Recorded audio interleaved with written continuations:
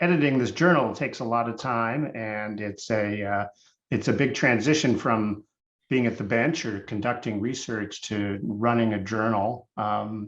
Any thoughts about how you made that transition to each of you, and what are the things which you liked doing about that, or what was a challenge about doing that, or how you felt about being an editor rather than being a scientist, or can you be both? It can be important to do both.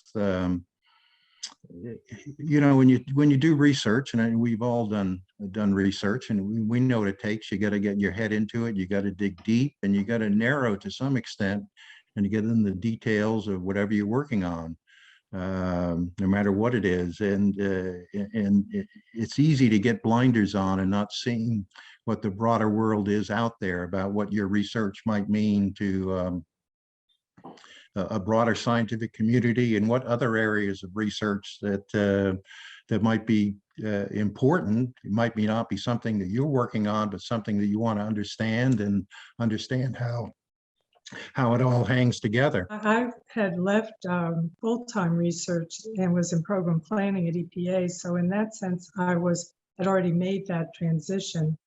But I still felt like I enjoyed being a vicarious scientist, particularly in the reproductive field, and looking at the emergence of a whole new area of research called developmental origins of health and disease, which was tightly tied together both genetics and environmental stressors and epigenetic mechanisms of problematic development.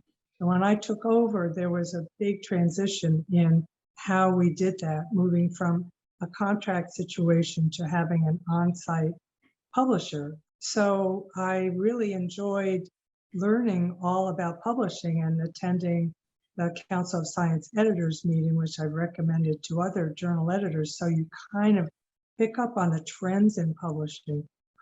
Open peer review is very controversial right now.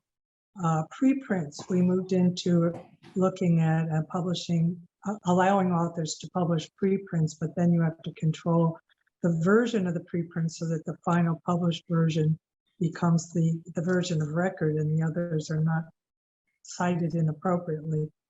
All these changes were going on that I would say took up probably half my time.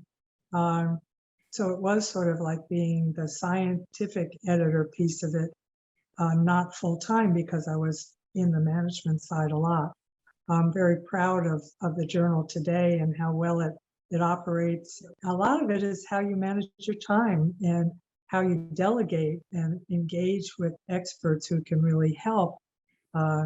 And as I mentioned earlier, the associate editors played a huge role in providing the expertise needed to really judge the quality of the science at a fine level. Fortunately for me, I had some very good people in my group, and that's kind of what was able to keep things going and be able to keep our publications going. But working as the editor-in-chief of EHP was really, I look at it as my highlight. And the highlight, as I said, adios to science at that time. So it was really an exciting time. We had a total support of the Institute, total support primarily of the director, Ken Olden, and that made it